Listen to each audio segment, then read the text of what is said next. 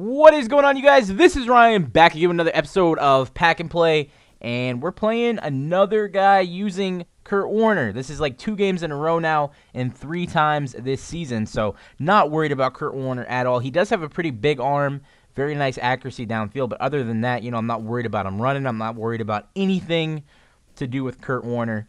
So, yeah, we're playing another guy that has a decent team all around as well. Nothing too spectacular. We have not run into too many guys using, a bunch of 99s. So it's just more of the same. If this guy was actually decent, he'll put up a fight. So let's see what happens. So Pierre Thomas up the right side gets a nice little gain.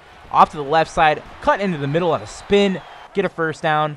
And for some reason, I don't know why, his guy just block sheds immediately, gets me down there, 2nd down and 14.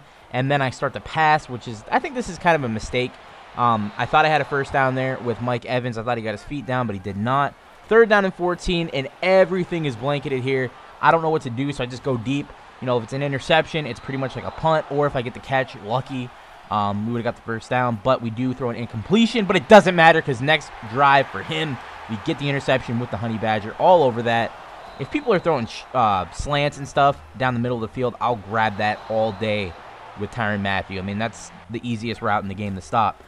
So now, 2nd down and 13, we're going to go ahead and find Mike Evans again, and this time he grabs it, and he's going all the way, 10-5 end zone, touchdown. There's the Pro Pack. He's doing a little dance in the middle of the end zone, and he went, actually tried to block my kick, and he went offside, so I decided, you know what, let's just go up by 2, kind of get in his head a little bit and see what happens. So next possession for him, 1st down and 10, almost intercepted by Casey Hayward, but he ends up dropping it, and screen pass to LeGarrette Blount, doesn't really go for many yards at all. Only actually lost one, I do believe. 3rd down and 11. He finds an open tight end in the middle and almost down to the 50-yard line. 1st down and 10, and he's going to try to go deep here, but he gets sacked by, I think, Nick Fairley. And now 2nd down and 19. Now he's pissed. Now he's going to go deep. And Casey Hayward's there. Can he make the catch? And he doesn't go up for the ball. So 3rd down and 19. More of the same from him. He's going to go deep again, and this time it came back to bite me. I'm running cover 3, and he outruns Casey Hayward, which isn't the fastest cornerback, and he gets a touchdown, and he goes for 2, and he gets it, which takes away our Pro Pack. So now we're back to square one. 8-8, first quarter. What are we going to do? We're going to try to match his deep throw, go to Mike Evans, and oh, we almost got it, but unfortunately we dropped the ball. 2nd down and 10, I'm like, you know what? I'm not going to go and do what he does. Let's just go ahead and run the ball, and the more and more I thought about it, as I was running with Pierre Thomas, I'm like, something about people throwing deep on me, it just pisses me off so bad. And I went ahead and said, you know what, screw it. Mike Evans, let's go. 40, 30, 20, 10, 5, dancing into the end zone. Got our Pro Pack back, and now we're up by another score.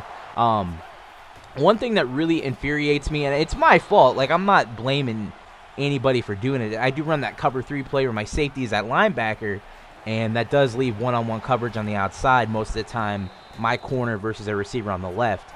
And more often than not, like, people will abuse that if they can, and they will go deep. And most of the time, my guys on Pack and Play really aren't the fastest, and they can't keep up. So if you do that, if you match up against me, that's probably a route that you want to go to. Look at that route, and it might be open if you do have a fast receiver there. I try to cover it as best as I can by playing over the top, but I don't know. Sometimes it just gets through, and it kind of pissed me off. That's why I went deep. And then here, after we get the turnover on downs, we go deep again to Mike Evans, and we grab it. I know I'm playing like I don't want to use the word bitch, but I'm kind of playing like a bitch right there because, like I said, he threw that deep ball, and I wanted to do it myself just to show him, like, it kind of gets annoying if you go deep. So that's going to be the rage quit. That's another pack for there. So 2 packs to open. Let's see if we can get anything out of these packs, any upgrades. It's going to start getting hard to upgrade my players as we're getting better and better. Let's see what we get.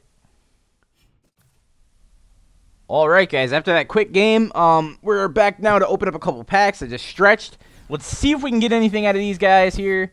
We got a John Ryan, Bill O'Brien, Ogmendi Ogwagu, NFL Draft Badge, Ross Ventrone, Falcons home uniform. Go ahead and go back the other way. Michael Adams, and Darnell Dockett, which we already have, so we do not need that player.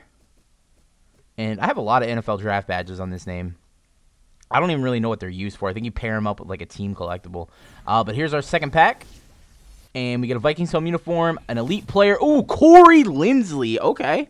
So last episode we were talking about how we needed a new center, and then I found out that I had Travis Frederick, which is really good run blocking, but this guy's really, really well-rounded. 78 speed, 94 run block. He beats him in everything besides run blocking, which is only a little bit less, but he's more well-rounded, amazing impact blocking, amazing pass blocking. The speed is just out of control in comparison to Travis Frederick, so definitely going to be using him. And I also want to show you guys here in a little bit what uniforms I may be wearing for the playoffs when we make it there. I want you guys to decide on which ones. So we're going to go ahead and take a look at the Detroit Lions alternate uniforms, premium alternate uniforms here in a moment. But we will go ahead and insert the Corey Linsley at center, and then I might put Frederick at right guard or maybe even Pouncey, just because I really don't like Dan Connolly. He's not really, I don't like his stats at all. So we'll definitely go ahead and put him over there at right guard, one of these guys. But let's go ahead and take a look at which one. There you see Dan Connolly, not the best at all. Decent run blocking, but, I don't really like his pass block. His impact block could be better. And I think Mike Pouncey only having 2 less run block, but everything else is really good in comparison to Travis Frederick as well. I think we're going to go ahead and use Pouncey at right guard.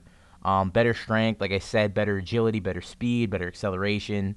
Yeah, we're going to go ahead and move Mike Pouncey over to right guard. And that's the only offensive line position, as you guys can see, which we do not have an elite at yet. So we're working, we're doing pretty well right now with ourselves. We got a lot of good elite pools. As you guys see, Julius Peppers, Eric Reed.